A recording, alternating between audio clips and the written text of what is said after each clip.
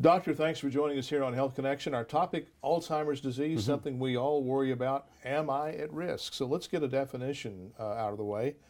What is Alzheimer's disease as a clinical definition, and give us an example of the typical patient who is diagnosed with it. Okay. Well, the typical person with Alzheimer's is someone who's losing their memory, someone who's losing their ability to function, who's losing their ability to do things they used to be able to do. So really, Alzheimer's is a form of what we call dementia. Dementia is a very wide topic, and Alzheimer's is one kind of dementia. And it has to do with primarily memory loss and loss of function. A recent news report indicates that a number of deaths related to Alzheimer's, the number of deaths has increased. Is this because we're living longer, or is there something else at work? A lot of it is that we're living longer. Back in the 1930s, the average person lived age 45. And now we live well into our 70s on average. And so in the late 80s and 90s, people began to see that more and more people were having memory loss because people were living longer. And so a lot of it is older age. Is there anything else that could be contributing to an increased number of cases other than the fact that we're living longer? Well, people have lots of theories. I think probably age is the most of it. So, can it be said, or would this be accurate or inaccurate? If you live long enough, you're going to suffer Alzheimer's. Is there any truth to that? You would certainly have a higher chance. It's not 100%. There are people who never develop memory problems. But certainly the older you get, the greater your chance. If you live over age 80, the chances are over half that you'll have some form of dementia. Okay. For a person, let's segue into this question. For a person who asks, am I at risk? How do you answer that question? Well, of course, anybody's at risk if they live long enough. But in addition, if you have a family history of Alzheimer's, your risk is increased somewhat.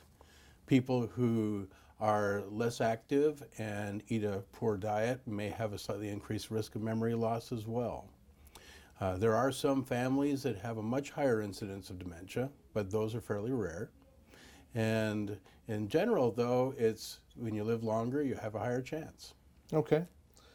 When we first start seeing the onset of Alzheimer's, what are the signs and symptoms that you look for, and what is the typical age at which they will begin to manifest?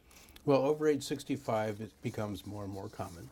So we start screening usually in the 70s and 80s looking for that. We start seeing people who have stopped doing things they normally do and like to do, having more difficulty doing the things that they like to do, repeating more often, having more difficulty remembering what happened recently or what they've been told recently. When the families give us that history, we start screening to look for that. And how do we screen? Usually with memory testing. We ask some memory questions, some standardized screens we have to look at that. An example, how would that work? Well, we'll ask a series of questions, whether it be remembering a series of numbers, or perhaps drawing a clock face, or looking at how many animals can you name in 1 minute. Well, questions like drawing, following drawings as well. There are several things we do in these screens. There are more extensive 4-hour screens we can do, but we use some very simple ones in the clinic. When is it just the kind of the normal dysfunction of memory that we all experience from time to time, and when is it really an indication of Alzheimer's? Boy, that's a hard question. Many times people who are anxious have memory loss and actually are not abnormal. There are some people who have mild memory loss, and actually it's been shown 30% of them become normal again after that. So it's hard to say when it really is a problem. I think if it really is something that is beginning to impair function, that becomes concerning. And at that point, we need to do some more testing. Is there a clinical line? Is there a definition where clinically you say we've crossed it?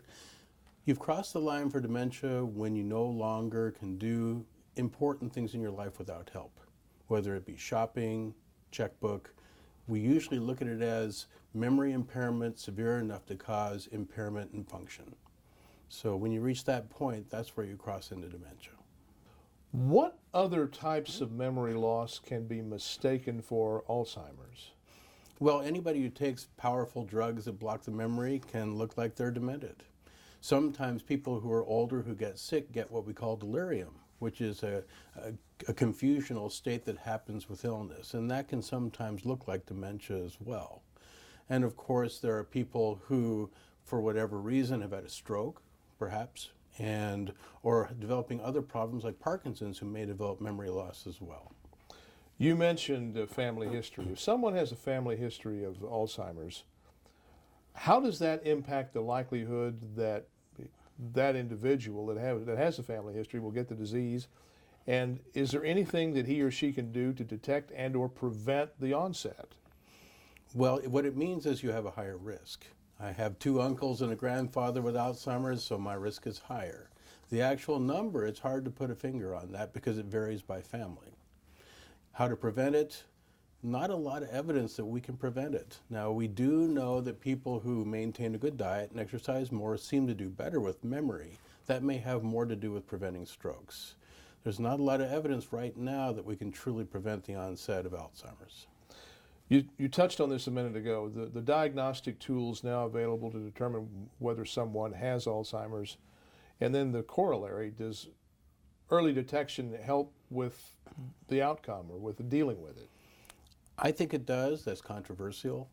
I think it's good to find out early if you're having problems so that you can do things like make sure your will is in place, make sure that you've told your family what you want, talk about safety issues. I think those are very valuable things to do. On the other hand, in terms of what we can do to help, I think the family can monitor for safety. I think there is some value for that. So in terms of preventing it, no. But in terms of other things that might help in terms of caring for that person in the long run, I think there is some value. Is there anything that can be done to slow the progression? Again, that's real controversial. The drugs we use may delay it, but probably don't actually change the actual process itself. Maintaining good mental activity and social function, a good diet and exercise may well help people function longer. It's controversial whether that actually slows the progress of the disease. There's a lot of research in this area, a lot of research being done on dementia of all types. But what, in your opinion, holds the most promise? Is it new medications? Is it early detection? Something else?